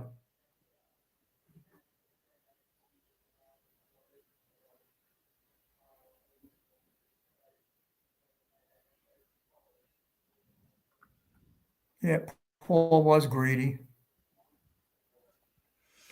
Pinty Studios says, is it John's wedding where there's a picture of you and John Sr. in a tux? It's at the beginning of the episode. They're referring to the picture in the intro of you and John. Is that it's Junior's wedding? That's Yeah, the picture. That's not Junior's wedding. That's my brother-in-law's wedding. John went to, all my affairs he went to, all my family functions. That was my brother-in-law Adam's wedding. The $1 million question: did Sammy double-cross John? Of course. Sammy planned this whole thing. Like John was going to whack him, just too late. Ace Irish: who kept the envelope safe during the wedding? Mrs. Helmsley. In the hotel safe they went, under the watchful eye of Thomas Gambino, an alleged captain in the Gambino organized crime family, the son of the late Carlo Gambino.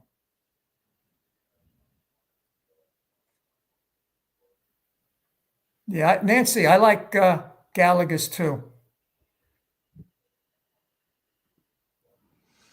Doug says Junior must have been a nervous wreck running this powerful family that has 100 or more years of tradition. F me, I would not want to be in his shoes. No, thank you. I agree, Doug. But if you don't want it, don't take it. Tell us, Dad, I don't want it. Instead of Dad, I want it. And, you liked it with the envelopes. You liked the money. You liked the power. You can't have it both ways. That's the whole thing. You can't have it both ways. Notwithstanding, the pressure was overwhelming for him, but you can't have it both ways. And remember, the ultimate betrayal, et tu brute, was Mikey Scars de Leonardo, because Mikey was put there to help him. Yeah. But all Mikey did was help himself.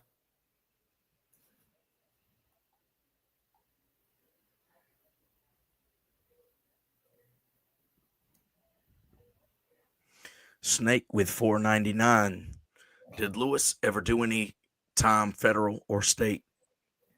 Federal in the Lewisburg prison camp, 7 months for perjury. In fact, I was in jail with that Randy Pizzola, who ultimately was murdered. Snake, thank you for that, man.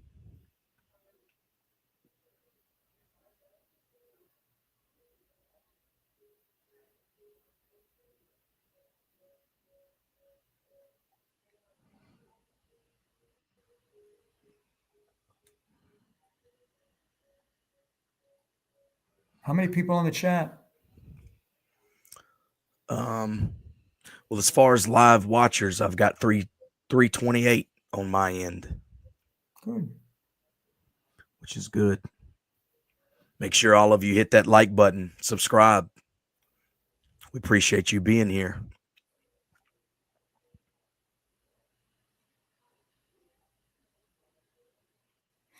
Jesse, yeah, you make a lot of money, but you also spend a lot of money. Lawyers make a lot of money from you. Private detectives make a lot of money off you. So it's all relative. And then, 5, 6 kids, you got to support them. And I don't know, I know the pressure that I was under, and, Junior has his reasons. I have my reasons for doing what I did. I just, once John was getting sicker and sicker, and I saw Pete's behavior and I saw everything again, no excuses, but it gets like enough is enough and you just can't deal with it anymore. Yeah. What's this crypto stuff with Sakali? I don't know. I would never get involved with crypto. I don't believe in it. Yeah, I was going to ask you if you knew anything about that. I saw a lot of people commenting about that. Well, a lot of people lost their money. Again, I don't know if it was Sakali's fault, because crypto, goes up and down. But you got to know, crypto is very, very volatile. Right. Very, very volatile. I don't think it was a wise thing for him to get into, because it's so volatile. As soon as people lose money, Jesse, what are they going to say? He robbed me, took my money. Yeah. It's like a stockbroker. Your stockbroker is the greatest guy in the world till your account goes down. Then he's a no good bum. He's a crook. He's a thief. Yep. Well, Louis, we've been going about an hour and 45 minutes. Oh boy. You see any more good questions you want to get to? Yeah, let me just scroll down before we wrap it up. Sakali is cooked. I hope not, but you might be right. I didn't say Joe Barone has brain damage, Chris. I said Phil Barone, the UCF guy, the fighter, my friend from childhood. His MRI came back terrible from fighting and boxing all the time. Not Joe Barone. Phil Barone.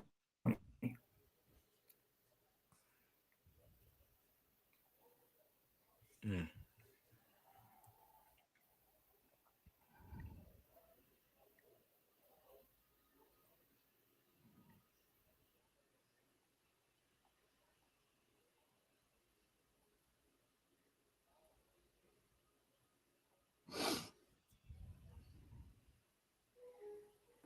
Yeah, I heard Roger Basile did win a big lawsuit against Nassau PD. He sued them.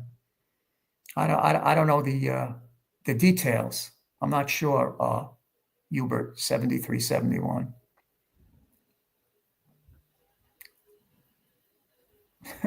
Brooklyn Nice. Come on, Brooklyn Nice. What kind of jadoo? He slapped around by John. No one slapped me around. Not John Jr. No one. Come on, get off it, hater. Who are Why you? did John slap the barber around? Was it the same barber that was in the news? You have to ask the barber. Must have been a bad haircut. I think one of the hairs were left out that day.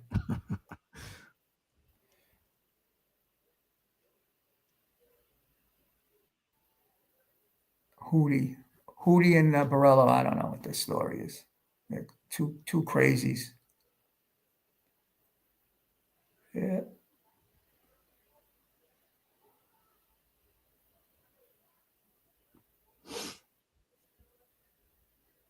Oh, here's one, Portland.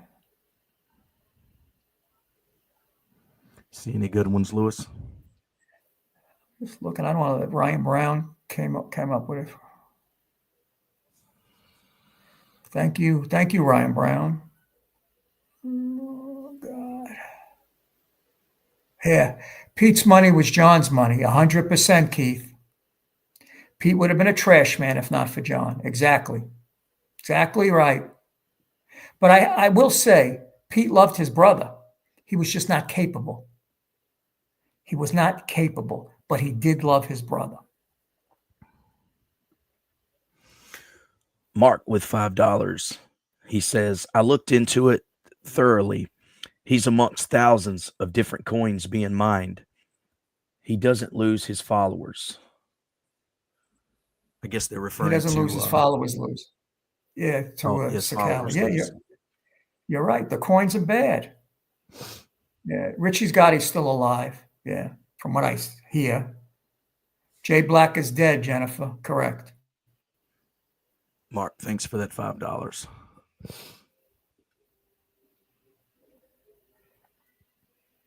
Oh, boy.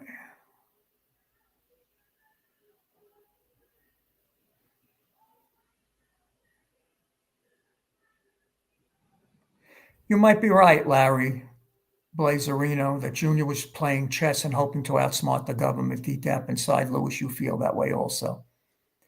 Well, I won't deny that.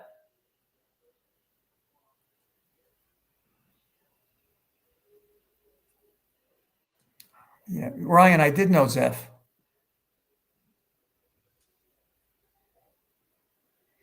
Any more Jay Black stories?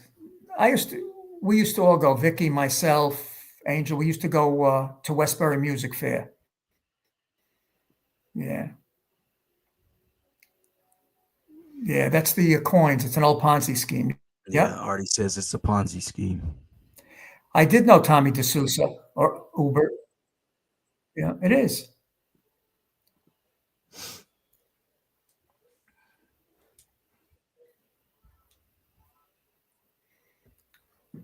We're going to have to put Jesse to bed soon. So you guys, any more questions, let Jesse know. I think I'm wearing him out. I hear Detroit say, I don't believe Danny Marino's son is good friends with Joey Molino. I doubt that.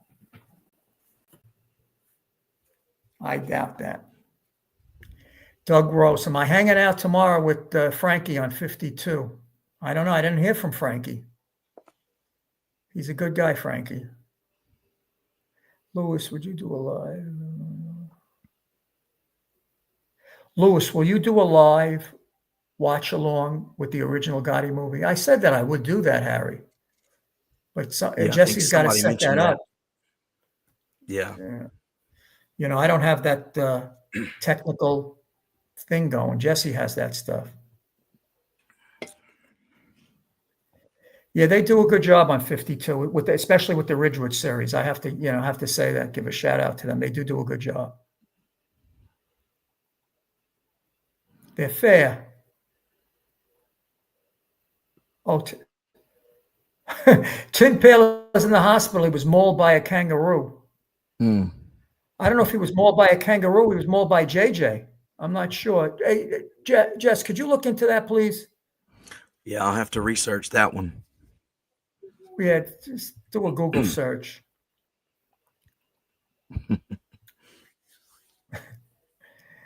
Yeah. No excuses. Where's my tea, RJ? Bring me that fucking tea.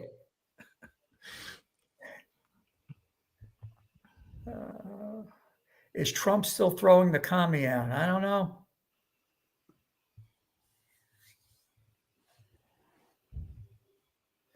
I think Trump's going to play nice with him until he doesn't play nice with him anymore. He's going to wait and see what happens. Nadu or Bernstein? I would say Jesse.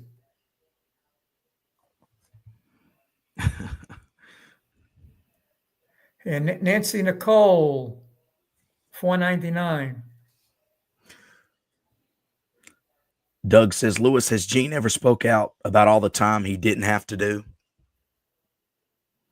Not to me, but I will say this. His brother, John, the boss, that was a regret he had that he didn't let Jeannie take that deal, him and Johnny Koenig. What a different day.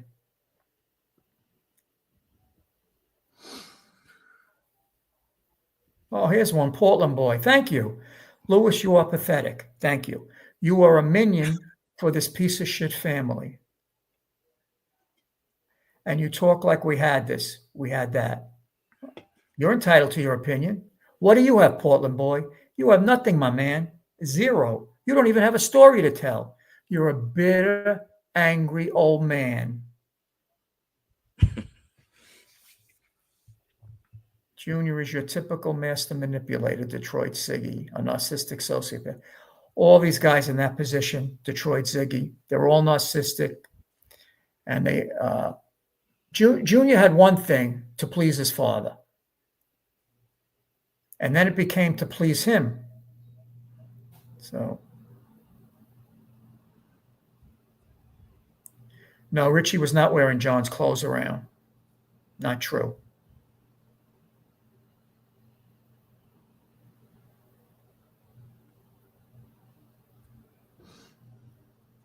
Let's get to one or two more, Lewis, and then. All right. I'm scrolling down. 9 o'clock. All right. Just subscribe. Thank you, Joel Martinez. Excellent. We appreciate that. Francisco says, is it true that Joe Watts wanted to kill Sammy's kid, Gerard? That's what I hear. But John wouldn't have that.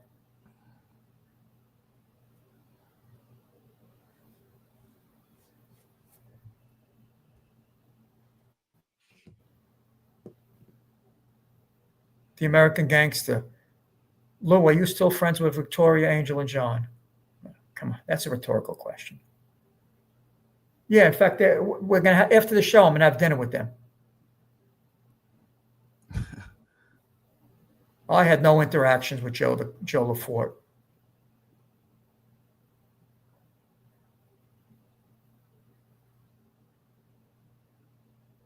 Thank you, Joseph. Appreciate that. And a good holiday for you. Oh, super sticker. Doug with 199 super sticker. Thank you for that, man.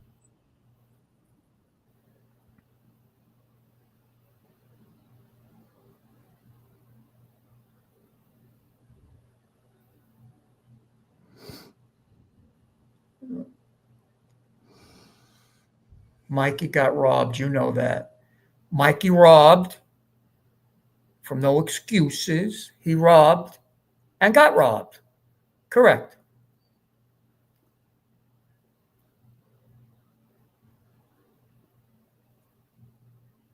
Yep, Tommy Gambino marries Frances Lucchese. Correct. That was some wedding. I never went to Joe Watts' place, no.